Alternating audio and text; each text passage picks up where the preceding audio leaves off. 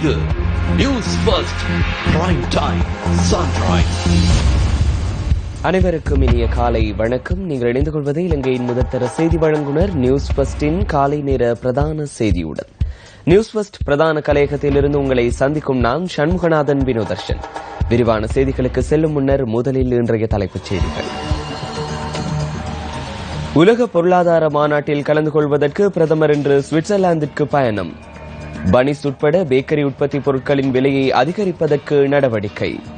நாடளாவிய ரீதியில் 68 பாடசாலைகளில் முதலாம் தவணைக்கான கல்வி நடவடிக்கைகள் இன்று ஆரம்பம். பிரேசிலின் நெய்டால் சிறைச்சாலையில் ஏற்பட்ட கலக்கத்தில் உயிரிழந்தோரின் எண்ணிக்கை 30 அதிகரிப்பு.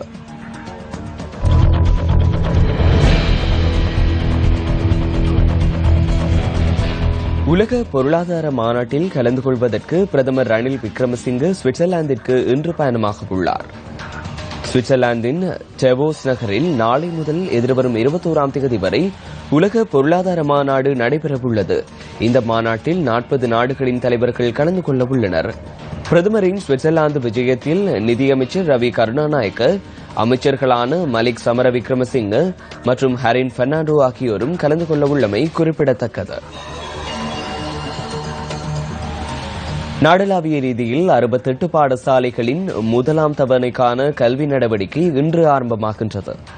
கல்வி பொதுத்தராதர உயர்தர பரீட்சையின் முதல் கட்ட விடைத்தாள் மதிப்பீட்டு பணிகளுக்காக முழுமையாக பயன்படுத்தப்பட்ட பாடசாலைகளிலேயே இன்று கல்வி நடவடிக்கைகள் ஆரம்பிக்கப்படவுள்ளன.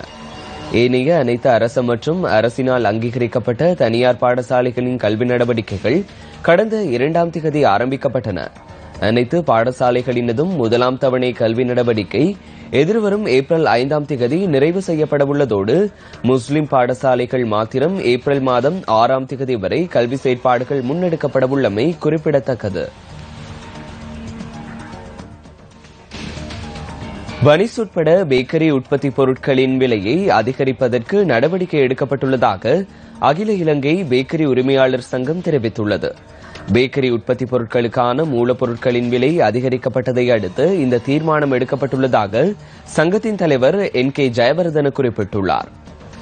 மா, எண்ணெய் மற்றும் மாஜரின் உள்ளிட்ட அனைத்து பொருட்களின் விலையையும் அதிகரித்துள்ளமையால் பேக்கரி உற்பத்திகளின் விலையை அதிகரிக்க தீர்மானிக்கப்பட்டுள்ளதாகவும் அவர் தெரிவித்துள்ளார். எனினும் பானின் விலை அதிகரிக்க வாய்ப்பில்லை எனவும் NK ஜெயவர்தன கூறியுள்ளார். வெங்காயம், கிழங்கு, மாஜரின் ஆகிய பொருட்கள் வெளிநாடுகளில் இருந்து இறக்குமதி செய்யப்படுவதால் அதற்கான வரியும் அதிகம் அறவிடப்படுவதே இதற்கு காரணம் என அவர் தெரிவித்தார்.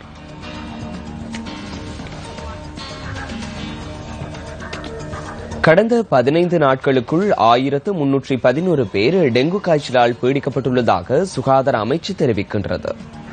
கொழும்பு மாவட்டத்தில் மாத்திரம் 342 பேர் டெங்கு காய்ச்சலால் பீடிக்கப்பட்டுள்ளதாக சுகாதார அமைச்சின் தொற்று நோய் ஆய்வு பிரிவு குறிப்பிட்டுள்ளது. இதேவேளை யாழ் மாவட்டத்தில் 126 பேரும், கம்பகா மாவட்டத்தில் 84 பேரும், களுத்துறை மாவட்டத்தில் 38 பேரும் டெங்கு காய்ச்சலால் பீடிக்கப்பட்டுள்ளதாக சுட்டிக்காட்டப்பட்டுள்ளது. அத்துடன் கடந்த 15 நாட்களில் கொழும்பு மாநகர சபை எல்லைக்குட்பட்ட பகுதிகளில் மாத்திரம் 157 டெங்கு நோயாளர்கள் பதிவாகியுள்ளமை குறிப்பிடத்தக்கது. 2009ஆம் ஆண்டு முதல் 2015ஆம் ஆண்டு வரையான காலப்பகுதியில் திரைசேரி முறிகள் விநியோகம் தொடர்பிலான கணக்காய்வு விசாரணை அறிக்கை நிதியமைச்சரிடம் இன்று சமர்ப்பிக்கப்படவுள்ளது. நிதியமைச்சர் ரவி கருணாநாயக்க விடுத்த கோரிக்கையின் பிரகாரம் இந்த கணக்காய்வு விசாரணை முன்னெடுக்கப்பட்டதாக கணக்காய்வாளர் நாயகம் காமினி விஜயசிங்க குறிப்பிட்டார். இந்த காலப்பகுதியில் சுமார் 2300 முறிகள் விநியோக செயற்பாடுகள் இடம்பெற்றுள்ளமை விசாரணை மூலம் தெரியவந்துள்ளது. இதன்போது வட்டி விகிதங்கள் நியாயமான வகையாக காணப்பட்ட போதிலும் அதற்கான கொள்வனமாளர்களின் பதிவு வெளிப்படைத்தன்மை தொடர்பாகவும் கணக்காய்வு விசாரணைகளில் கண்டறியப்பட்டுள்ளது.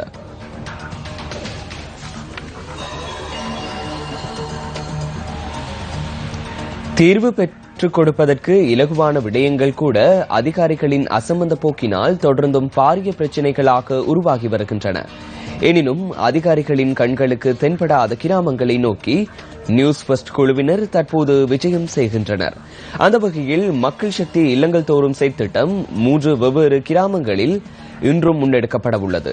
கிளிநொச்சியில் இன்று முன்னெடுக்கப்படவுள்ள செயற்பாடுகள் தொடர்பான தகவல்களுடன் இணைந்து கொள்கின்றார் எமது அலுவலக செய்தியாளர் கிருஷ்ணி மணிபாலன். மக்கள் சக்தி இல்லங்கள் தோறும் செய்திருப்பின் 2வது அத்தியாயம் ஆரம்பிக்கப்பட்டிருக்கின்றது. அந்த வகையில் இன்றைய தினத்தில் நியூஸ் குழாமினர் நாங்கள் கிளிநொச்சி மாவட்டத்தை நோக்கி எங்களுடைய விஜயத்தை ஆரம்பித்திருக்கின்றோம். இன்றைய நாளை பொறுத்தவரையில் நாங்கள் கிளிநொச்சி மாவட்டத்தில் பின்தங்கிய பல பிரதேசங்களுக்கு சென்ற மக்களின் இல்லங்கள் தோறும் அவர்களுடைய இடங்களை தேடி சென்று அவர்களுடைய பிரச்சனைகளை அடையாளம் கண்டு அவற்றுக்கான தீர்வுகளை பெற்றுத் தருவதற்கான முன்னெடுப்பை நாங்கள் ஆரம்பித்திருக்கிறோம். இந்த பிரச்சனைகளை நாங்கள் உரிய இடத்துக்கு கொண்டு சென்று அந்த பிரச்சனைகளுக்கான தீர்வினை கூடிய விரைவில் மக்களுக்கு பெற்றுத்தர நியூஸ் குழாமினர் நாங்கள் தயாராக இருக்கின்றோம். ஆகவே கிளிநொச்சி மாவட்டத்தில் இருக்கக்கூடிய பின்தங்கிய கிராமங்களைச் சேர்ந்த மக்களை நாங்கள் சந்திக்கவிருக்கின்றோம். உங்களுடைய பிரச்சனைகளை நீங்கள் தயங்காமல் எங்களுக்கு கூறலாம். அவற்றை தீர்த்து வைக்க நாங்கள் தயாராக இருக்கின்றோம். நியூஸ் செய்திகளுக்காக கிருஷ்ணி மணிபாலன்.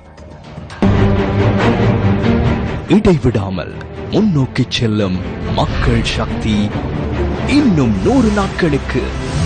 மக்கள் சக்தி 100 நாட்கள் 2வது கட்டத்துடன் இணைந்து கொள்ளுங்கள். இலங்கை வங்கியின் கணக்கிலக்கம் 80144512. Nations trust கணக்கிலக்கம் 100-111-112-335. மக்கள் சக்தி 2வது கட்டம். ஒன்றிணைவோம், நாட்டை கட்டியெழுப்புவோம். இத்துடன் நியூஸ் ஃபர்ஸ்டின் காலை நேர பிரதான செய்தி அறிக்கை நிறைவடைகின்றது. மீண்டும் சந்திக்கலாம் 10:25 மணித்தியால செய்தியில். வணக்கம். Hotline 0114-896-896. www.newsfirst.lk. Feedback at newsfirst.lk.